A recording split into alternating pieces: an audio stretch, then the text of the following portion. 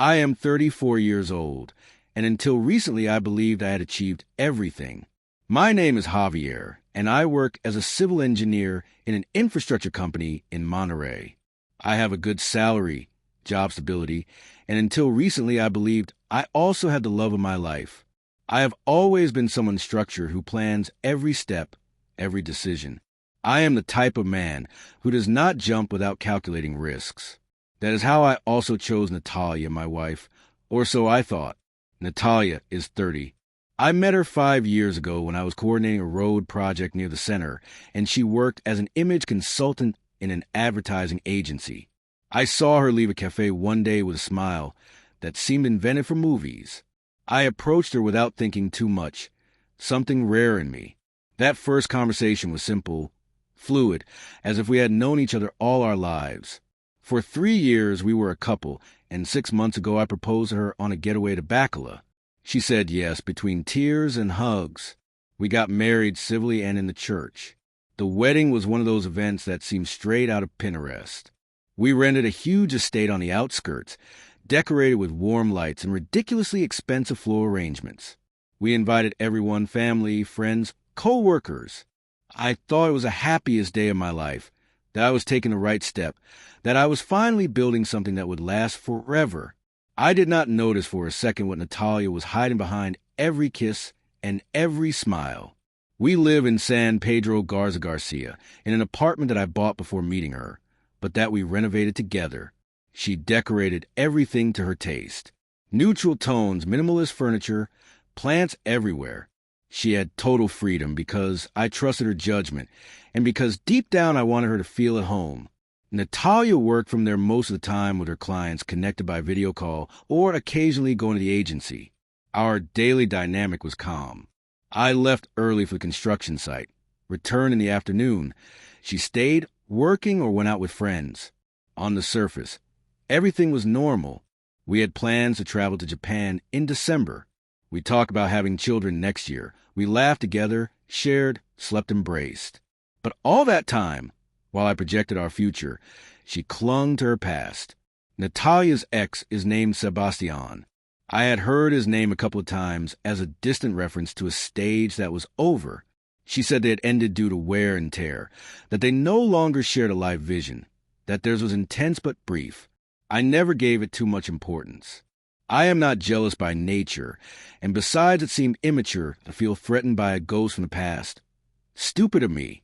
Natalia told me about him for the first time during a dinner with wine, as if remembering a teenage mistake.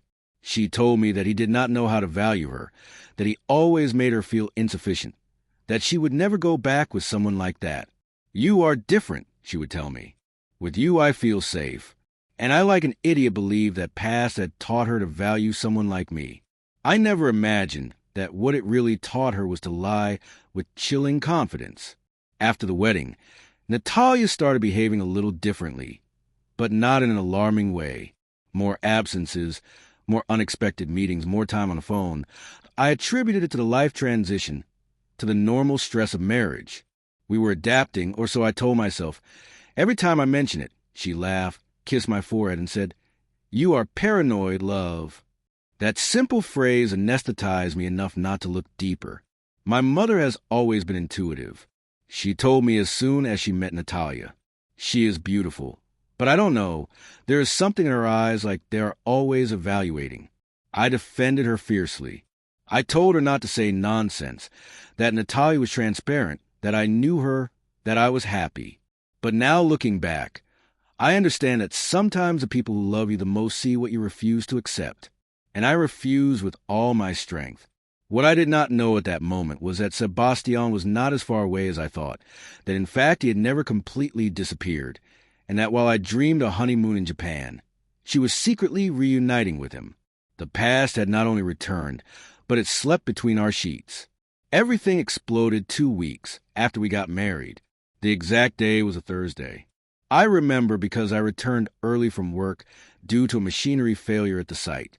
It was 3 p.m, and I thought of surprising Natalia with food from her favorite restaurant. Upon arriving at the apartment, I noticed something strange. Her car was not there, but her purse was and her laptop open in the living room with the screen black, as if she had left hurriedly. I said nothing. I ate alone, left everything clean, and waited. At 6 she arrived. She came made up, hair done, with that guilty expression that you only notice when you are paying attention. I greeted her with a kiss, and she pretended normality, but something in her way of avoiding my eyes churned my stomach. It was not until Saturday that I discovered the truth. Natalia said she was going to a photo session with a new client in a boutique hotel in the city. It seemed strange to me, but I trusted. Around 11, out of pure curiosity or intuition, I checked the car locator from an app that we both installed for safety. It marked a hotel in the center, not a luxury one, a discreet one you would not take a client to. Something inside me broke. I did not confront. I did not call. I got dressed, left, drove there, and waited. At 12:40, I saw her leave. She was not alone. She was with him. Sebastian. I recognized him from an old photo that I once saw among her things. They were holding hands, laughing, like two teenagers who owe nothing to anyone. My wife, the woman who promised to love me 2 weeks after we got married. I did not make a scene. I did not shout. I did not approach. I just stayed in the car in silence, feeling my chest closing. It was hard to breathe. I felt the blood rising like lava, but I did not move. I waited for her to get in her car and leave. Then I drove to a mall and stayed seated for hours. I was not thinking about anything. I did not cry. I did not feel hatred yet, just a void, a kind of icy echo in the soul. I thought about the wedding, about our vows, about her words. You are my safe place. I repeated that phrase over and over, as if by understanding it, I could justify what I had just seen. I returned home at 7. She was already there in comfortable clothes, without makeup, with the table set as if nothing had happened. She hugged me and said it had been an exhausting day. I just nodded. I sat down to dinner. I did not say a word. There was no point in arguing when I already knew everything. I slept next to her that night, turning my back. I could feel her breathing on my neck, and in every exhalation, I felt the cheap perfume of the motel. Betrayal is not a blow. It is a poison. It enters slowly, spreads, and when you realize it, you are already rotten inside. The next day, while she slept, I took her phone. I do not usually do it, but there were no rules anymore. There was no respect, and there was all. Photos, messages, videos. I can't stop thinking about you. This should not have ended like this. You are what I always wanted. She responded the same. She told him that she regretted getting married so soon, that she still loved him, that she needed to see him even if it was one last time that was repeated for more times, all in room 407 of the same hotel, that room that now echoed in me like a curse. On Sunday morning, when Natalia woke up, I was waiting for her in the living room with her phone on the table and a folder of printed photos next to it. I did not shout. I did not get exalted. I just said, "Sit down." She tried to pretend surprise, then indignation. She called me invasive, told me I had no right, and there I lost a filter. I told her that she had no right to swear love to me in front of my mother while rolling around with a bastard who left her years ago. I threw the photos at her one by one, each one like a slap. She broke. She had no arguments, only tears and stupid pleas. I don't know what happened to me. It was a mistake. It means nothing. Hollow words that could no longer erase what I saw, what I felt. I did not kick her out that day.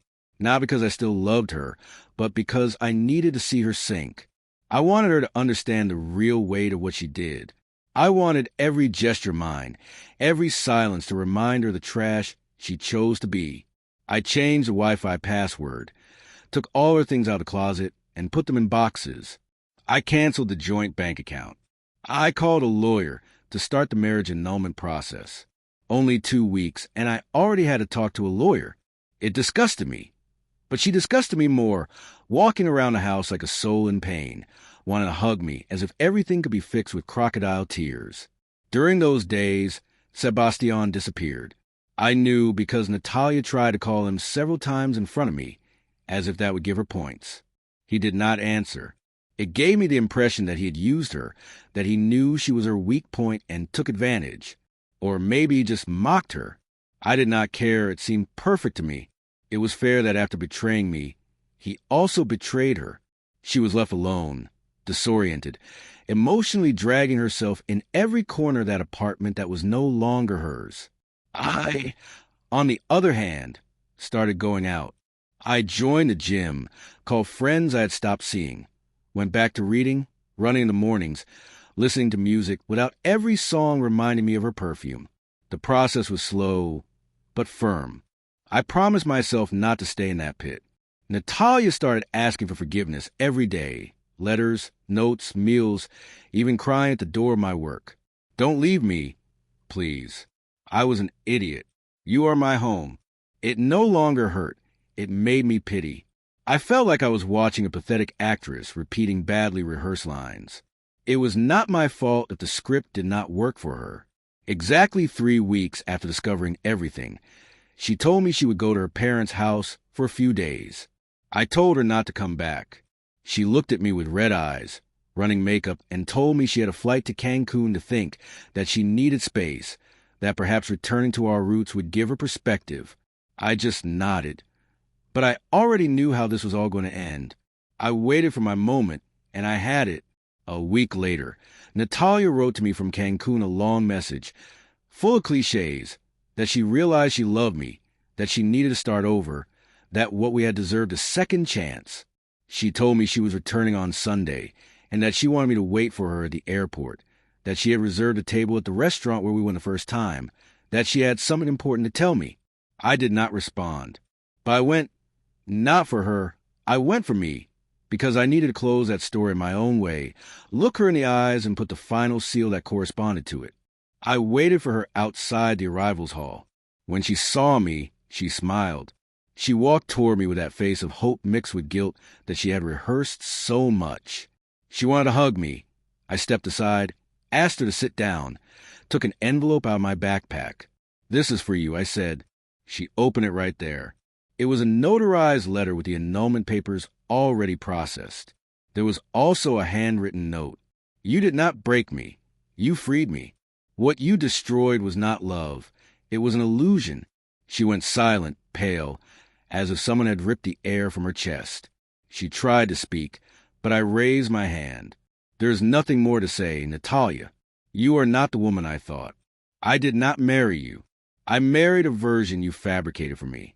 You alone destroyed everything. And the worst of all is that it was for someone who discarded you twice. That is what you are worth to him. To me, you are worth nothing anymore." The people around started to look. I did not care. I got up and left walking, leaving her there alone, with her envelope in hand and her soul in pieces. Since that day, I have not heard from her again. I moved to another apartment, a smaller one with less space, but more peace. I never again lay next to a lie. I started therapy, traveled, rebuilt myself, not as revenge, but as a rebirth. I learned that love without respect is worth nothing, that loyalty is not asked for, it is shown, that sometimes losing someone is exactly what you need to find yourself.